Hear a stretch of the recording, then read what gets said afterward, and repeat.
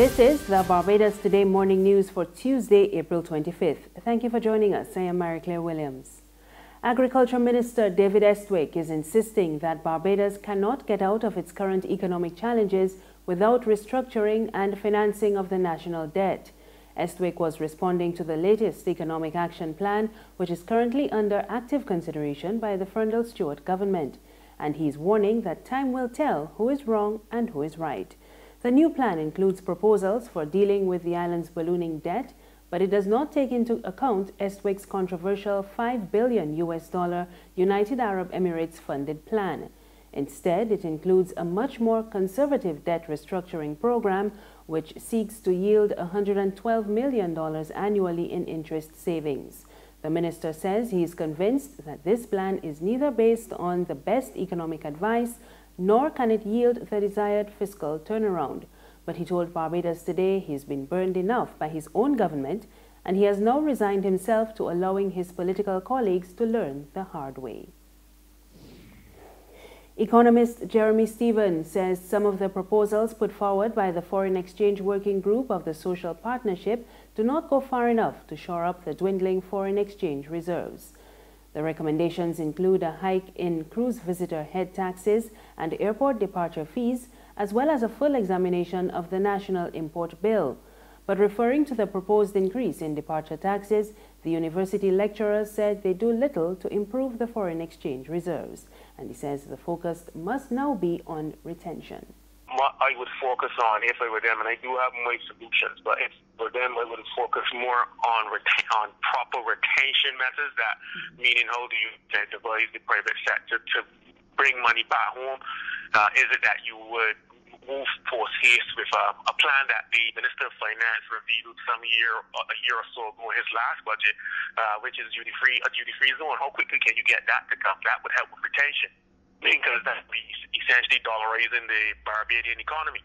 That is, you're going to have a parallel spending economy of based in US dollars onshore. That's one way you could retain. And the second committee has suggested an across-the-board 10 to 15% value-added tax with no exemptions, concessions or zero ratings for any industry or sector. But political analyst Peter Wickham says he's skeptical about the benefits of such a move. I'm not sure how government is going to benefit from a reduction in value-added tax. I think that we all would love that. But at the same time, if government is concerned with increasing revenue, a reduction in value-added tax may not necessarily be the most helpful thing. I'm more inclined these days to consider what St. Lucia is looking at, which is the removal of value-added tax and replacement by a sales tax, which is a one-off exercise with no opportunity for recuperation. I wonder whether the private sector may not have wanted to give consideration to that, a 15% sales tax on everything, as opposed to the value-added tax, which is chargeable against other expenses. So that's the kind of thinking I would have in relation to that. And Hotelier Adrian Loveridge is warning that any increase in airport departure taxes will hurt the tourism industry. The caution comes in response to a proposal from the Foreign Exchange Reserve Working Group of the Social Partnership. But Loveridge says, however, he has no problems with the recommendation to increase the cruise head tax. The cruise ship companies, again, contribute very little in terms of land-based tourism to the economy. So certainly a hike in the passenger cruise tax would be a good move. I'm though strongly against the imposition of a higher departure tax. Our departure tax is already one of the highest in the region.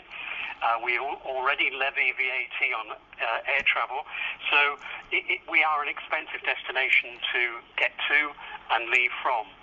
So that certainly would not be on my list for sure. I would maybe have another look at it in terms of lowering the VAT on direct tourism services. Argentina just recently did this, and in the few months since it was the VAT rate was brought down, their arrival numbers and overall spend has dramatically increased. Loveridge's stance is being supported in part by one of the largest travel agencies here, Going Places Travel.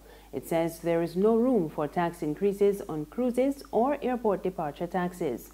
Country manager Alana Gray told Barbados Today that travel is already heavily taxed and the industry does not need to give tourists a reason to find another destination.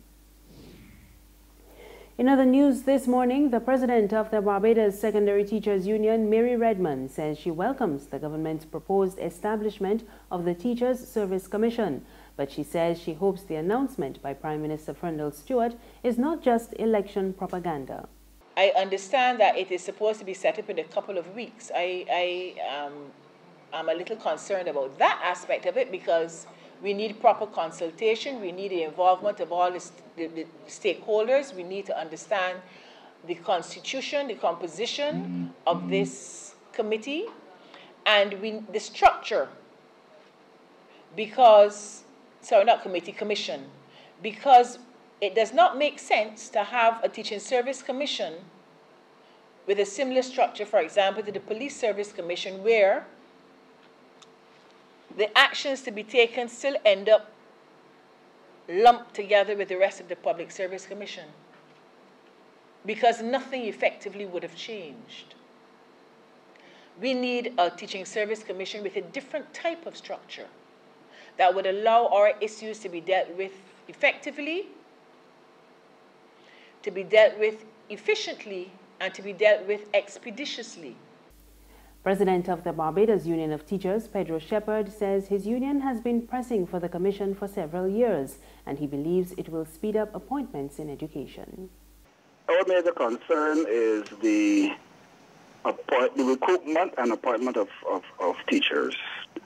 And a teaching service commission would certainly speed up the process if it is linked from the current Public Personnel Administration Division, as hinted by the Prime Minister. That's one of the things that we were asking for, Teacher Service Commission with its own Chief Personnel Officer. If that is done, then we'll be very happy, because a lot of what we want would then be fast-tracked, and we wouldn't have to wait for one person at the Personnel Administration Division who deals with the 20-odd thousand or so public officers to deal with the teachers as well. There's regional and international news after this short break. Good morning, Phillips & Company, may I help? Oh, certainly. One moment, please. Miss Phillips? Yeah? There's a lady on the line from the Nation newspaper who would like to speak with you. The Nation? Will she go on? Well, they're trying to sell us some ads. Look, don't make me laugh this morning. Ads in the Nation? They're real expensive, and for what here, nobody ain't buying them papers no more. Nobody want to steal news. I hear reading Barbados Today online for free. So I tell she thanks for calling, but no thanks. We just advertising Barbados Today, families. Tell she is Barbados Today all the way. Okay, I'll pass on the message. Ma'am, are you still there? Oh, she put down. The Barbados Today, news you can trust. We're back now with news from the region. St. Lucia's National Security Minister Herman Guild Francis says investigations into last month's quarry explosion have been completed, and a report will be presented to local authorities. 4 people died in the March 23rd blast, and several others were injured. I want the public to understand that the government is very serious about getting to the bottom of what happened at the quarry. We had some investigators there, and they have now indicated that they are finished with the investigations, and they're in the process of preparing a report which should be submitted to the police and the DPP. They will come up with the recommendations and actions that needs to be taken.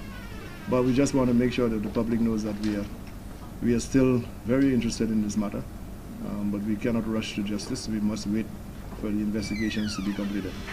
And finally, on the international scene, the far-right French presidential candidate Marine Le Pen has announced she is stepping aside as leader of her National Front party. Her announcement came one day after she reached the second round of the French election. She will face centrist Emmanuel Macron in next month's runoff. Le Pen told French TV she needs to be above partisan considerations, and while opinion polls favor Macron for the second round of voting, Le Pen insists that her party can win and they will win. That's news this morning. Remember, you can get more on our website, www.barbadostoday.bb. You can also subscribe to our e-paper, email updates, and like us on Facebook. We're on Izumi Media in bus terminals and Screenplay at supermarkets and gas stations near you. Or you can tune in to Mix 96.9 FM for more news. I am Marie Claire Williams. Good morning.